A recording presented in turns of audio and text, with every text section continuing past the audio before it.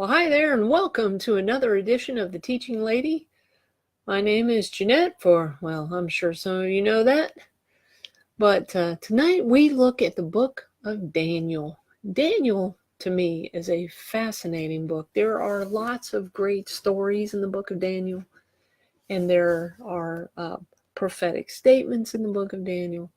And we just see lots of great examples of a young man who was taken into exile and grew up to be um, I can say the word awesome because we use the word awesome a lot nowadays, but just a phenomenal man of God, an awesome man of God. But before we get started, let's go ahead and open up in prayer. Father, I just thank you for our time together, Lord. I just pray that you would bless it. Lord, I just thank you for the book of Daniel and for what it teaches us. And I just ask, Lord, that it would open our hearts and minds, that we would retain what we read from the book of Daniel. I just thank you, God, and it's in your Son's name I pray. Amen. Well, here we go. So the book of Daniel, looking at chapter 5, verse 21 is our theme verse for tonight. The Most High God rules in the kingdom of men and appoints over it whoever he chooses. You know, the theme of the book of Daniel would be the sovereignty of God. Of course, our author being Daniel, our setting being Babylon, and the date written somewhere around 530 BC. Now, if you're just catching up with us, remember now that the Israelites have now been exiled over to Babylon. Jerusalem, the temple, the walls have been destroyed by Nebuchadnezzar, who had come in and finished it off. And they have now been exiled. And young Daniel, who they feel young Daniel was as young as maybe a teenager, somewhere between 16 and 18, when he was exiled over to Babylon. And so he is the main character of this book. And the book of Daniel is called, or some people call it, the Apocalypse of the Old Testament. It's written to encourage the exiled Jews by revealing God's sovereign program for them during and after the period of the Gentile domination. The times of the Gentiles, which is kind of referred to in Luke 21:24, begins with the Babylonian captivity. The Jews will suffer under the Gentile powers for a long time, precisely 70 years in this case. But it's not permanent, and its time will come to an end, and God will establish the Messianic kingdom, which will last forever. And that is great news. Daniel repeatedly emphasizes the sovereignty and the power of God. You know, it's important that they remember that while they're in exile. Having gone through the Babylonians coming in and destroying Jerusalem, it would be hard to have hope. And so here is this young man who's, one of his jobs is to encourage them to hold on, to hang on, to have hope. This is not going to last forever. Well, because Daniel, a man of high esteem, is such a stellar character, God gives him a view of the future, rivaled only by the Apostle John's visions in the book of Revelation. I think that's the other thing that makes Daniel so fascinating to me, is that you get to see some of that. All right, well, let's look at the skeleton of the book of Daniel. Chapters 1 through 6, we're looking at Daniel's life in great detail. In the first 3 deportations, Daniel, thought to be a teenager at the time, is taken captive to Babylon with other youth from Jerusalem, including his friends Shadrach. Now, I always have a hard time saying these fast. Shadrach, Meshach, and Abednego. King Nebuchadnezzar and the Babylonians wanted to train these 4 young Jewish men to become part of their pagan culture. However, these 4 take a stand for righteousness. And in the face of great pressure, and they take additional such stands as time goes on. You read about those in the book of Daniel. One of the first things I think about is the food. Okay, this royal spread of food, this table of food. And they say, you know what, we would just like water and vegetables. I think it was water and vegetables. That's what we would like.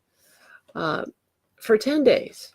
We'll eat this, and they tell the guard, we'll eat this, and if we're not good at the end of 10 days, then we'll go ahead and we'll eat that food. Well, of course, they were just fine.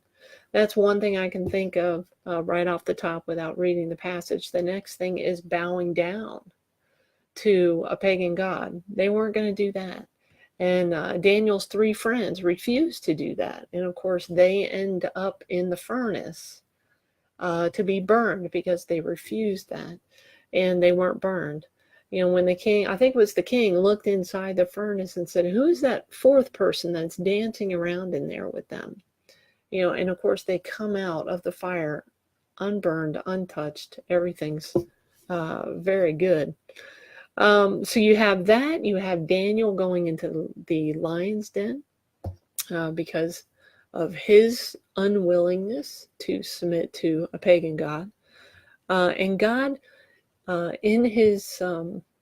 in working within Daniel, enables him to interpret dreams, and he interprets Nebuchadnezzar's dream of a statue that represents the 4 major earthly kingdoms that are going to rule the world until the time of Christ's return. You know, Daniel's integrity and his wisdom earns him the respect of Nebuchadnezzar, King Nebuchadnezzar, who places Daniel in a high government office. So here you have this young man that is exiled from Jerusalem, and now he is actually placed in a high position by the very king who invaded and destroyed his homeland. Chapters 7 through 12, Daniel's visions. He has 4 visions that look ahead into the future of Israel and the world, and he proclaims the famous prophecy of the 70 weeks. Now, if you've not studied the 70 weeks before, I would encourage you to do so. Beth Moore actually has a really great study out on the book of Daniel where she goes through the whole timeline and explains the weeks and the various ages. And I believe right now we're in what she calls the church age. But very good study if you've not taken the Daniel study before by Beth Moore. It's very informative. For those of you who have taken it, you know what I'm talking about. Well, the 70 weeks, which includes the mention of the 7 years of tribulation that will mark the last days, and it provides details about the identity of the Antichrist and the eventual restoration of Israel. Well, let's put some meat on the bones of the book of Daniel. You know, we're only talking about 12 chapters in this whole book. So putting meat on the bones for this one, Daniel's life is rich in historical experiences and earthly honors.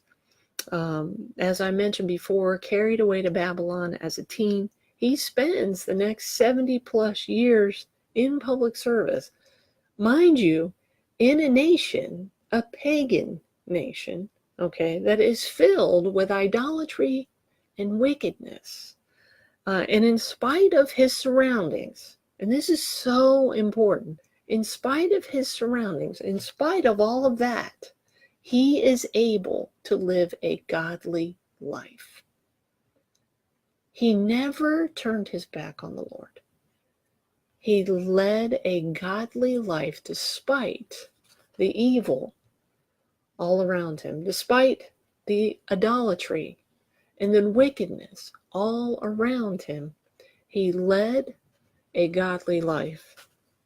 And he exercises tremendous influence in 3 kingdoms, Babylon, Media, and Persia. Now, Media and Persia will come on the scene after Babylon. They'll be the next nations or countries to take over. During these years, I mean, here's a guy, quite honestly, he could have despaired. He could have given up. He could have buckled under the pressure, but he didn't. I mean, he also could have thought that God abandoned him. He could have cried out Where are you, God? I think sometimes we find ourselves doing that, crying out to God, where are you? Like, I don't feel you here. I don't feel you near me with all of this going on. Where are you, God? This guy could have very easily done that with everything that had happened. But instead of giving in or giving up, this courageous guy holds fast to his faith in the Lord. And that really is shown and spelled out in the book of Daniel. He understands that despite his circumstances, God is sovereign, and he's working his plan out through the nations, the kings, and the individuals. Well, fleshing it out in our own lives, we say, how can I apply the book of Daniel to me? It's an Old Testament book. Is there anything in there for me, really? I think there is. I think there's something in all of these books for us.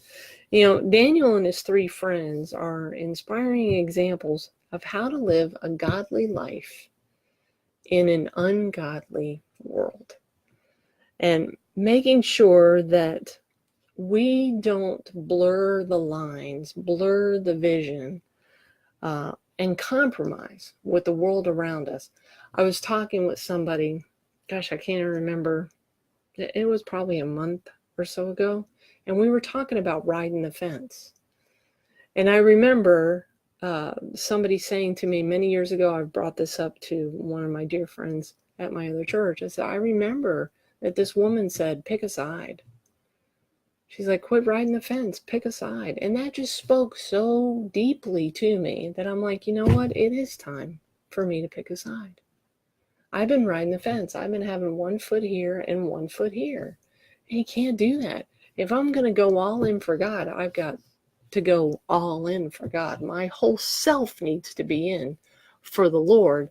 I can't be just picking and choosing what I want. I can't be riding the fence. So we got to be careful not to compromise with the world. And sometimes we compromise because the world says we need to compromise.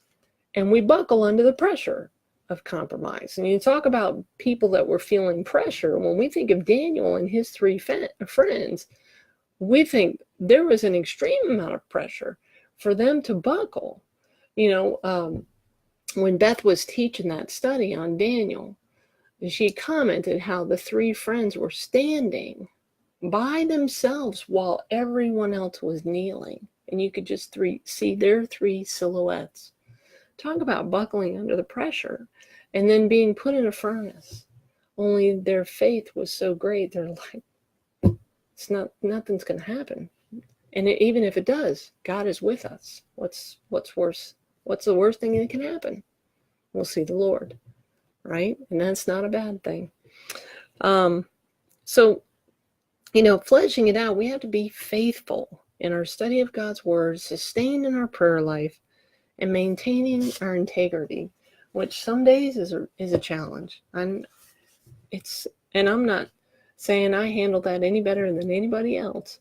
I've got to do the same thing. If we can do those things, then like Daniel, we will have marked influence on those around us, starting with our own families. Well, life lessons from Daniel, God is sovereign over all history. Kingdoms will rise and fall according to his plan. He honors us when we take a stand for what is right. He will punish us for sin. I often say, choose to sin, choose to suffer. And God already has a plan for the future. And because he's sovereign, it will come to pass. We read about that future. We get a glimpse of it in Daniel. And we read about it again in the book of Revelation, where the Apostle John writes about that when he's at the island of Patmos. And he writes about what he sees, the vision, the future that God has showed him. So God has a plan, and we've got to trust in that. Trust in him that he knows what's going on, and he knows what's coming. All right, so Just a real brief thing about the statue, the four kingdoms of Nebuchadnezzar's statue, because Beth Moore talks about this as well in the book. That the body parts, there's four different body parts, and there's material that applies to each one, a material, and then there is an empire that goes with those. So you have the head, you have the material that the head is made of, and you kind of have to think about how this goes. So start at the head, and that's made of gold. And that's of course, your head is at the top. That's made of gold, and that empire is the Babylonians. Then the next layer under that is your chest and arms, just like us, because we're talking about a statue. Okay, so picture your head is gold, your chest and arms are silver. Okay, and the empire for that is the Medo-Persians. Then you have the belly and the thighs, and those are bronze, and that's the Greek empire. And then you get down to the legs and feet, and those are iron and clay, and that's the Roman Empire. So if you're following a statue from the top, you'll see that the material goes down in, for lack of a better word, grade, or the type. So you start at gold, silver, bronze, iron, and clay. Okay, so starting with the Babylonians, the Medo-Persians, the Greeks, and the Romans. That's when we're looking at the following the Israelites, and they had gone into exile. They started with the Babylonians, then the Medo-Persians came in and took them over. Then you had the Greeks come in and take them over. Then you had the Romans. Now, we hear a lot about the Romans because when you're studying the New Testament, the Romans are part of Jesus' crucifixion. His crucifixion was a Roman thing.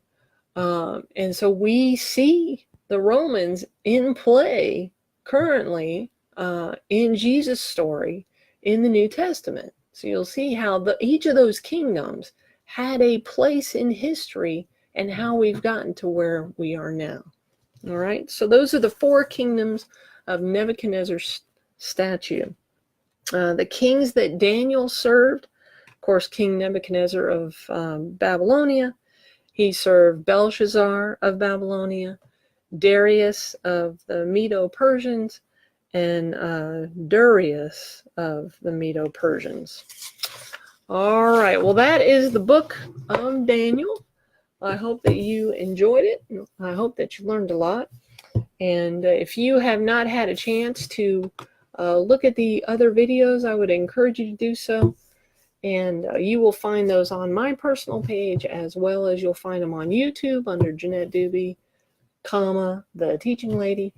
And you'll also find the videos if you don't want to go searching for all of that. You can go on my other Facebook page titled The Teaching Lady, and there's an actually, that made a lot of sense.